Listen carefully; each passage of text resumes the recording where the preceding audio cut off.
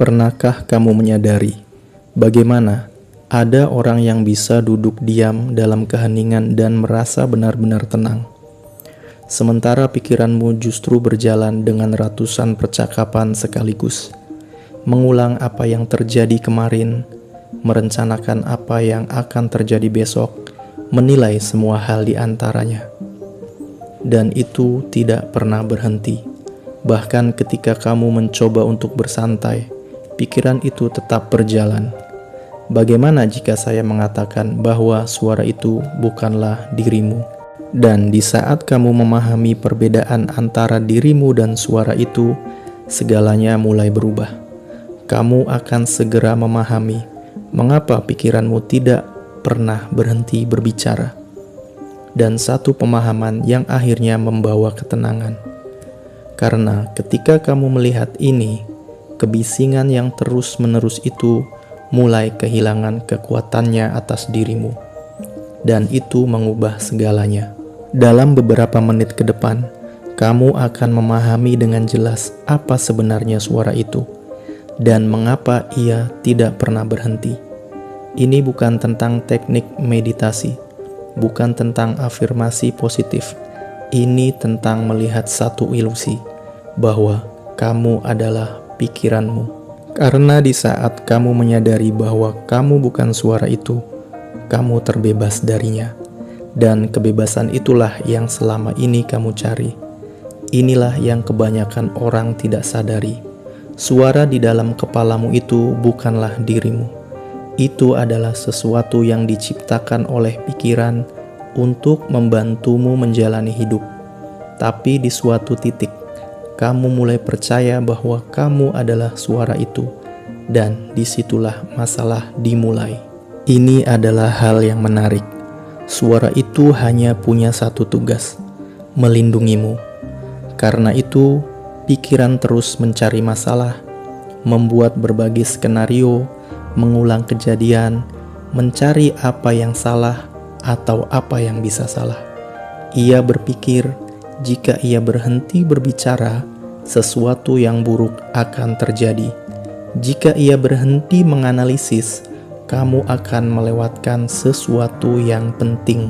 Itulah mengapa ia benar-benar berhenti. Ia benar-benar percaya bahwa komentarnya yang terus-menerus itu sedang melindungimu. Tapi inilah kebenarannya.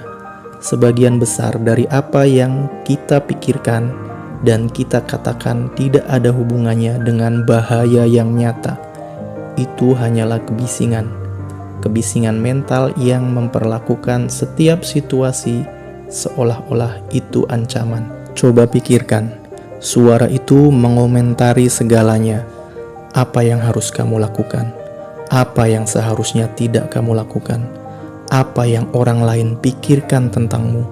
Apa yang mungkin terjadi nanti? Ia menciptakan cerita, membangun skenario, membayangkan percakapan yang mungkin tidak akan pernah terjadi, dan kamu mendengarkan semuanya seolah-olah itu informasi yang penting. Inilah pola yang tidak terlihat, yang dijalani banyak orang tanpa pernah mempertanyakannya. Mereka mengira suara itu adalah diri mereka, jadi mereka mempercayai semua yang dikatakannya. Mereka mengikuti kekhawatirannya, penilaiannya, komentarnya yang tidak pernah berhenti, dan mereka tidak pernah menyadari bahwa mereka sebenarnya punya pilihan. Dan ini yang jarang diberitahu orang. Suara itu akan terus berbicara selama kamu terus mendengarkannya. Ia hidup dari perhatianmu. Setiap kali kamu menanggapinya, berdebat dengannya, atau mencoba memperbaiki apa yang ia khawatirkan, kamu sebenarnya memberinya sinyal untuk terus berjalan. Artinya, jalan menuju ketenangan bukan dengan menghentikan suara itu, tapi dengan menyadari bahwa kamu bukan suara itu. Kamu adalah yang mendengarkannya. Dan inilah yang mengubah segalanya. Di saat kamu melihat perbedaan itu, suara itu mulai kehilangan kendalinya. Jika kamu masih menonton sampai di sini, kamu sebenarnya sudah selangkah lebih maju dari kebanyakan orang. Banyak orang mendengar ini lalu pikiran mereka langsung mulai menganalisis, membantah, tapi kamu mulai menyadari sesuatu yang lebih dalam, dan kesadaran itu adalah segalanya. Sekarang saya akan menunjukkan bagaimana cara menciptakan jarak antara dirimu dan suara itu. Disinilah kebebasan dimulai. Jika kamu merasa ini relate denganmu, jangan lupa subscribe. Suara itu sebenarnya tidak jahat. Ia tidak mencoba menyakitimu.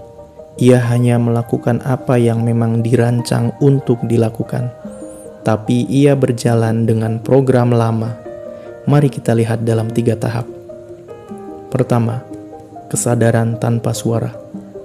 Ketika kamu masih kecil, sebelum bahasa berkembang sepenuhnya, kamu mengalami hidup secara langsung. Segala sesuatu terjadi dan kamu meresponnya. Tanpa komentar, tanpa suara yang menganalisis, hanya pengalaman murni. Kedua, perkembangan suara. Seiring kamu tumbuh, pikiranmu belajar bahasa dan mulai menciptakan narator di dalam kepala. Awalnya ini sangat membantu untuk belajar, mengingat, merencanakan. Ia punya fungsi. Ketiga, kondisi saat ini, di mana suara yang seharusnya hanya alat justru menjadi penguasa. Ia mengambil alih, berjalan terus-menerus, menganggap semua hal itu penting, mengubah setiap momen menjadi sesuatu yang harus dianalisis, dinilai, atau dikhawatirkan. Ketika kamu memahami proses ini, kamu mulai melihat sesuatu. Suara itu bukan kamu, itu hanyalah fungsi dari pikiran, seperti jantung yang berdetak atau paru-paru yang bernafas. Pikiran juga berbicara. Itu otomatis, tapi kamu tidak pernah berkata, "Aku adalah detak jantungku." Lalu, kenapa kamu berkata, "Aku adalah pikiranku"? Orang-orang yang memiliki ketenangan batin bukan karena pikiran mereka berhenti, tapi karena mereka berhenti mengidentifikasi diri dengan suara itu. Mereka mendengarnya, tapi mereka tahu itu bukan mereka. Inilah alasan mengapa mencoba menghentikan pikiran tidak pernah berhasil, karena kamu melawan sesuatu yang otomatis. Tapi ketika kamu menyadari bahwa kamu bukan pikiran itu, semuanya berubah. Karena di saat kamu melihat bahwa kamu adalah pengamatnya, bukan suara itu, ruang mulai terbuka. Dan di dalam ruang itu, akhirnya ada ketenangan. Sekarang perhatikan, mungkin ada suara di kepalamu saat ini yang sedang menanggapi apa yang kamu dengar. Mungkin setuju, mungkin ragu. Perhatikan suara itu, lalu tanyakan, siapa yang menyadarinya?